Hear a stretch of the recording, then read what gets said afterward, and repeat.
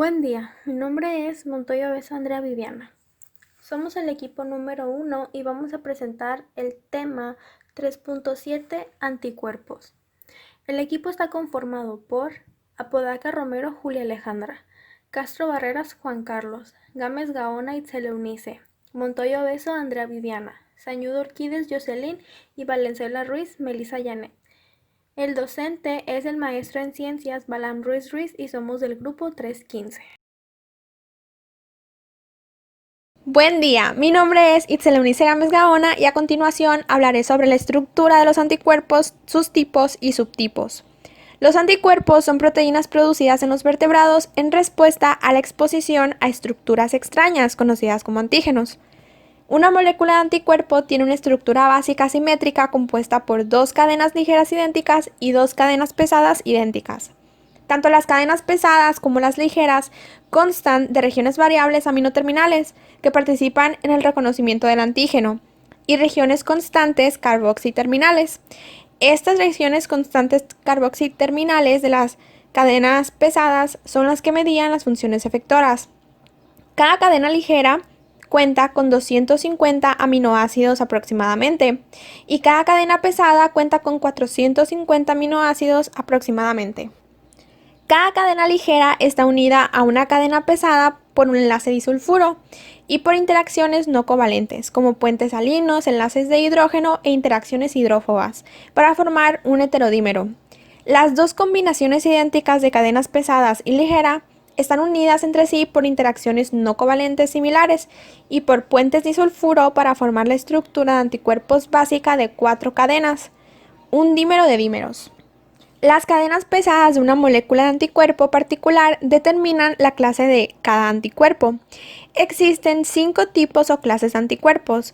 Están las inmunoglobulinas M, que son cadenas pesadas tipo mu, inmunoglobulinas G, cadenas pesadas tipo gamma, inmunoglobulinas A, cadenas pesadas tipo alfa, inmunoglobulinas D, que son cadenas pesadas tipo delta, y por último las inmunoglobulinas E, que son cadenas pesadas tipo epsilon.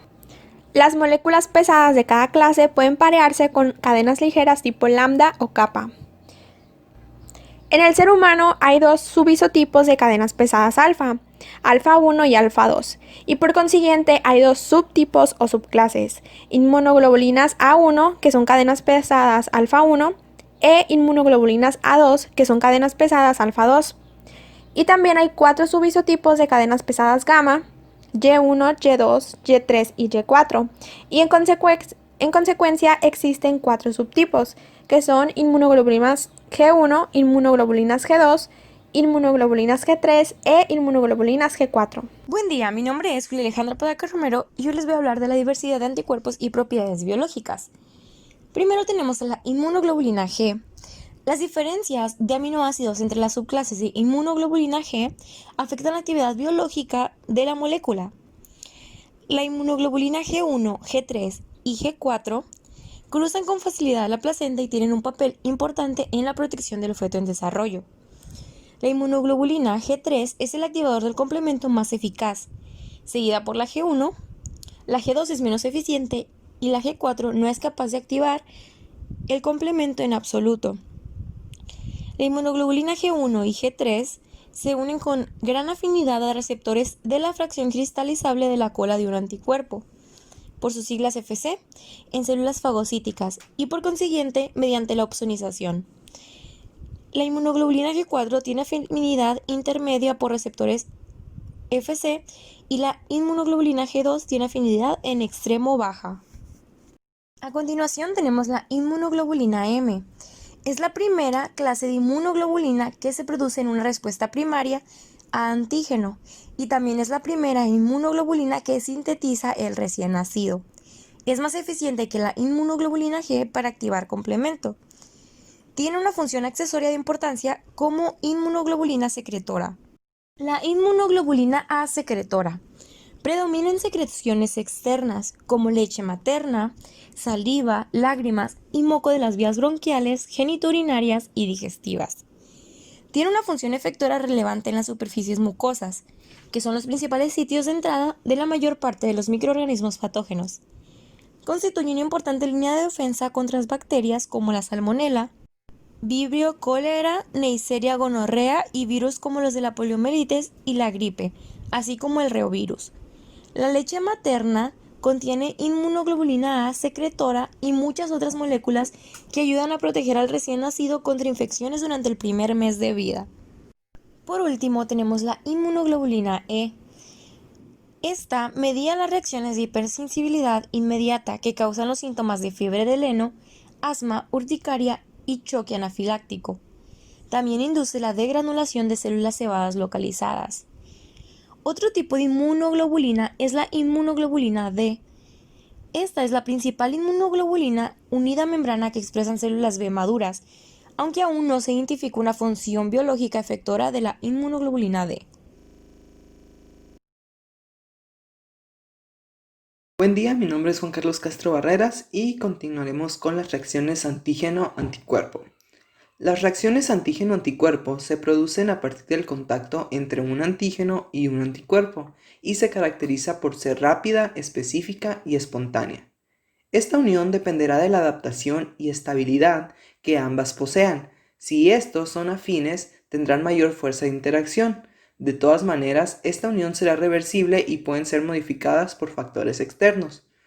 Los principales factores que pueden afectar la reacción antígeno-anticuerpo son la temperatura. Los anticuerpos IgM reaccionan a una temperatura que varía de 4 a 27 grados centígrados y los antígenos y los anticuerpos IgG producen una mejor reacción a los 37 grados centígrados.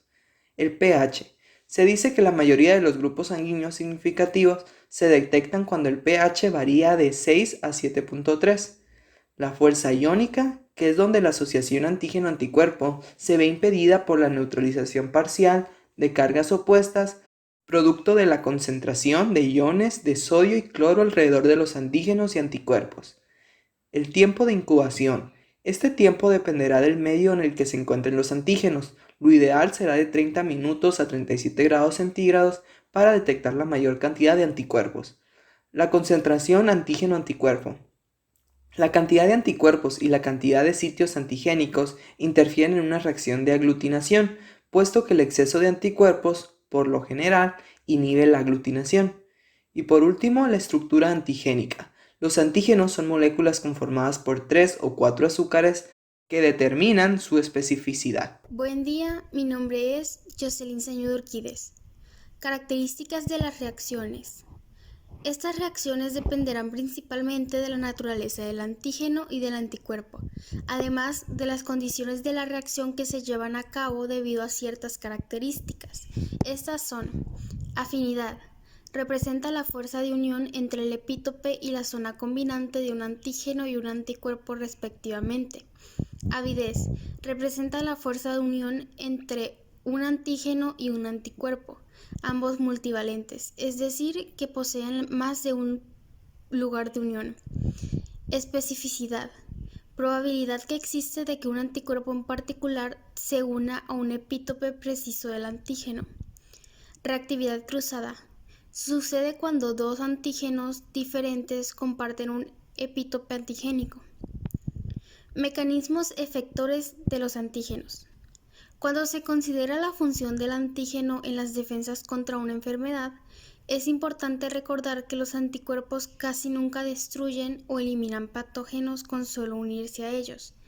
Para que sean eficaces contra los microorganismos, los anticuerpos no solo deben reconocer antígenos, sino también activar reacciones, funciones efectoras, que también tienen como resultado la eliminación del antígeno y la muerte del patógeno. Buen día, mi nombre es Melissa Janet Valenzuela Ruiz.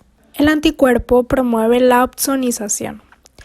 Esto es la promoción de la fagocitosis de antígenos por macrófagos y neutrófilos y es un factor importante en las defensas antibacterianas.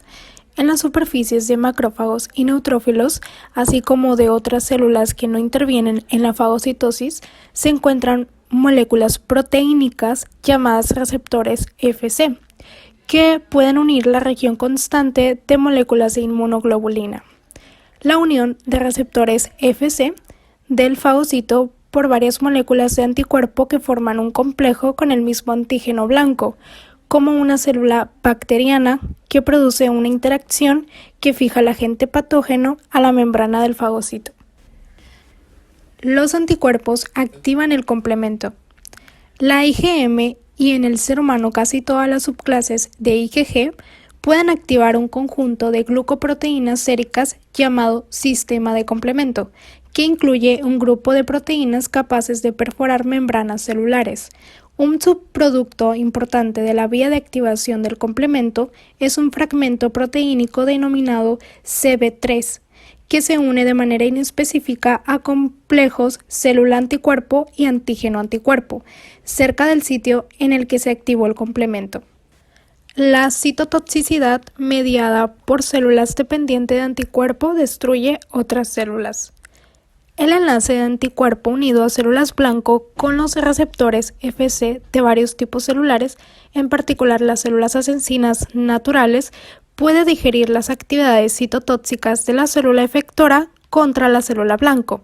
En este proceso, conocido como citotoxicidad mediada por células dependientes de anticuerpo, el anticuerpo actúa como un receptor recién adquirido que permite que la célula atacante reconozca y destruya la célula blanco. Estas fueron las bibliografías utilizadas para elaborar el trabajo.